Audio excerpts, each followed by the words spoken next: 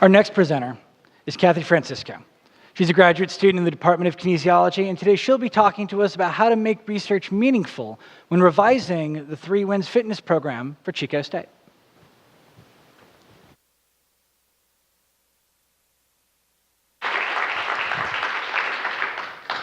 Raise your hand if you ever struggled in your life. Raise it high so I can see, barely, but okay, we're good. So that's a majority of you. I've actually struggled as well at the start of grad school. Go figure, right? That happened when someone said, you are going to do a thesis. I said, what is that? Then someone said, you're going to have to do research. And I said, I think I know what that means, right? The problem with that is that traditional research, we view it as something like this. Take a test tube, take a beaker, create a reaction, collect and analyze the data, you get your results and have a discussion. But with our program, they didn't fully believe that what we have is research and data.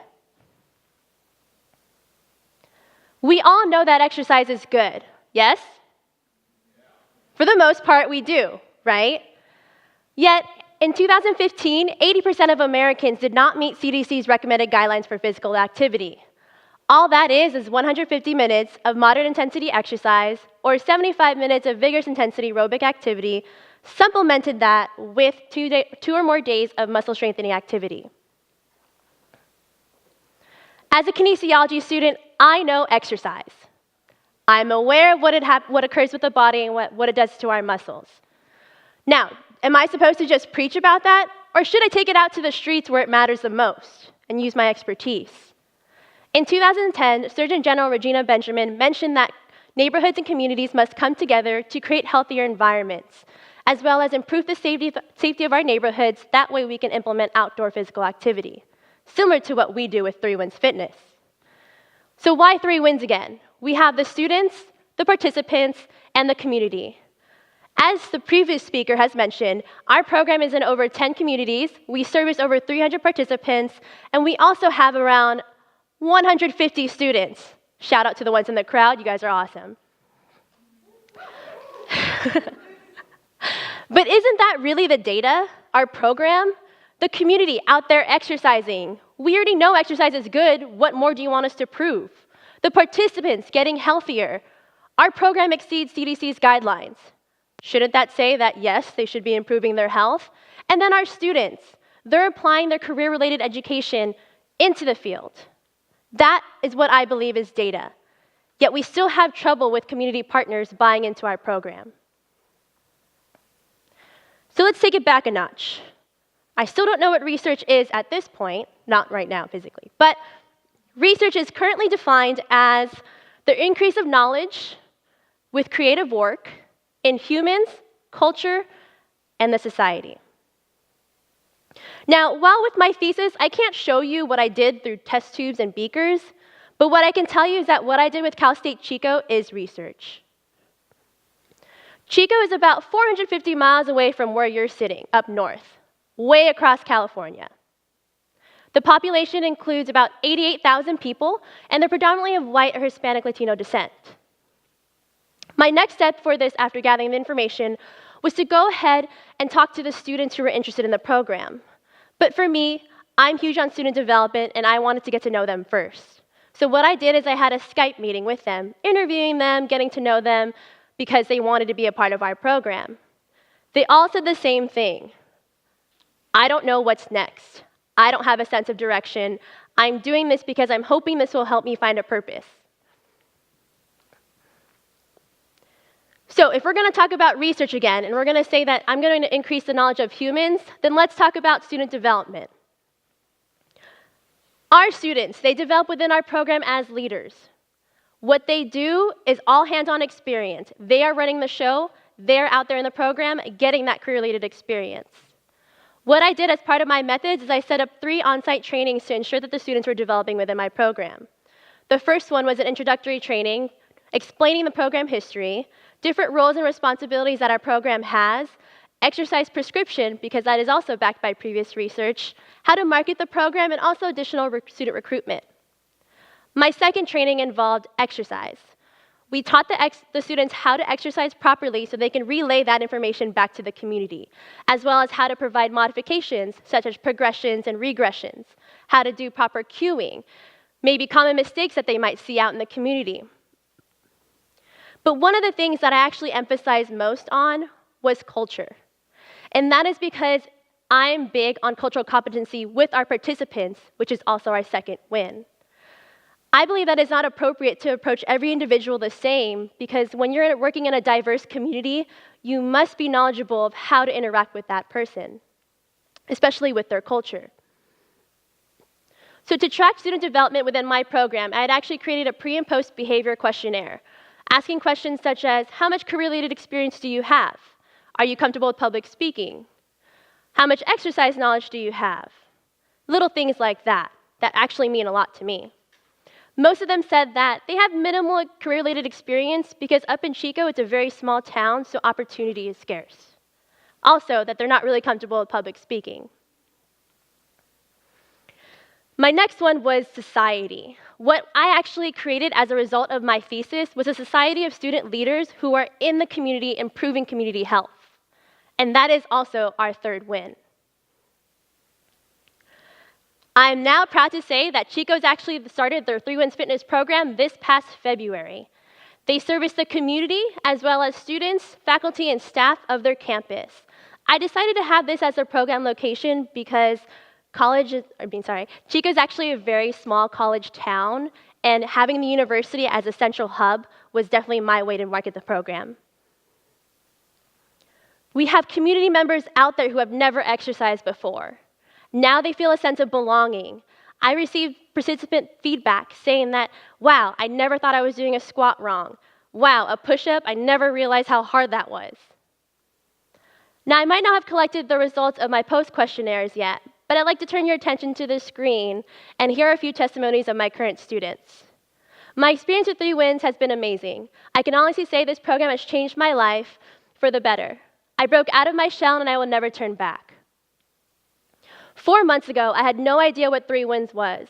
Now it is a huge part of my life, and I'm more than excited to watch it keep growing. I'm definitely learning a lot about the program and myself and how to work with others. Building this program up with a gang has been very fun and fulfilling. Now, what I realize is that my research has actually defined itself. We go back to that definition of creative work to increase the knowledge of humans, culture, and society. We take it back to 3 Wins, we have humans, the student development. We have the society, also with the community. And then we have culture, which goes with the cultural competency for the participants. And as many of you know, our 3 Wins. Again, students, participants, and the community. With my non-traditional research, I hope that future researchers are more inclined to do something out of the ordinary. I hope they would like to step out of their comfort zone and also make a positive impact with their communities as well. I know that this may not be the exact answer to solve our problem with the struggles of expanding the program in general, but what I have learned myself through this thesis is that that doesn't really matter to me because it's the person who has the persistence and the resilience to make a difference and make that change. For example, that was me. I stepped out of my comfort zone. I adapted to different changes. I was able to react, apply, everything that I had learned throughout our program here at CSUN out there in Chico.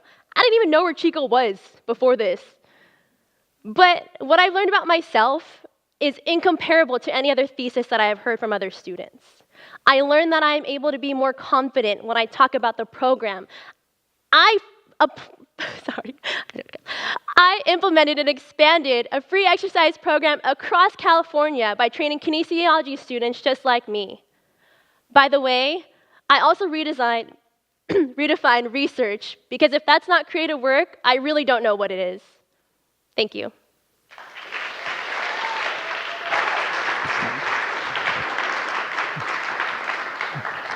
Thank you, Kathy. Something I really appreciate about your presentation, besides the slide of the old woman totally crushing the rope, which is one of my favorites, is the idea that there's a lot of different types of data. And one of the things I think your research was really important is that we might have a ton of quantitative data, but if we don't find ways to make that data meaningful to communities, that we can't revitalize these programs that actually put that data into practice. So thank you so much for highlighting that for us. Thank you, John. And now we have some questions from our judges. Thank you. Thank you, Kathy. When I was looking at that, it actually reminds me, I mean, nowadays, if you look at National Institute of Health or other agencies, a big research topic is what we call the translation research. It's about how to implement some of the evidence-based practice into different places. And something that is really important is to understand what are the important factors that will be contributing to the success of implementation and replication of the program. So based on your experience with this expansion and implementation at this Chico, CSU Chico, do you have any idea of what are some of the major factors that are related to the success? For example, do you think that by having students talking to students would actually make it easier for them to buy in the whole program, something like that? Would it be a little bit different if it's a faculty talking to the students? My approach was that I wanted to be more relatable to the students. So I do think that having the faculty member would help for the accountability of actually doing the program, but because I was able to relate to my students, they actually believed me, even though I felt like, I don't even know what I'm doing in the first place, but I'm just gonna go do it. They actually believed in what I said because it was all true. It came from the heart. And so I think to sustain the program, it should stay student-driven, just for the fact that the students are taking ownership of their program. They are taking the director roles. Anything that they do out in the program is from them. They're creating the exercise program designs and everything. And so I think that's one of the biggest things that I've learned is that the students are able to do it because I was. Thank you for your question.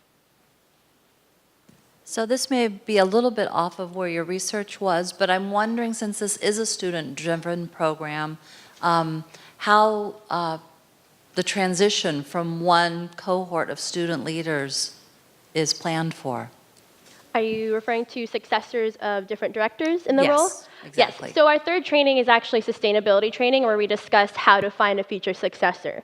So similar to how I trained them to be a program director, an exercise director, and a community director of their program, I will actually train them how to train their successors, what we call it. So the biggest thing, too, is that we want our students to step up as leaders. And so if they're interested in a role, that's the time that I mention, hey, if you want to be an exercise director, start asking that other student, how did that happen? What was the process like? What did they gain from it? That way they really know that they want to do that. So that's discussed in our third training, which is the sustainability training. Thank you. Thank you, Kathy.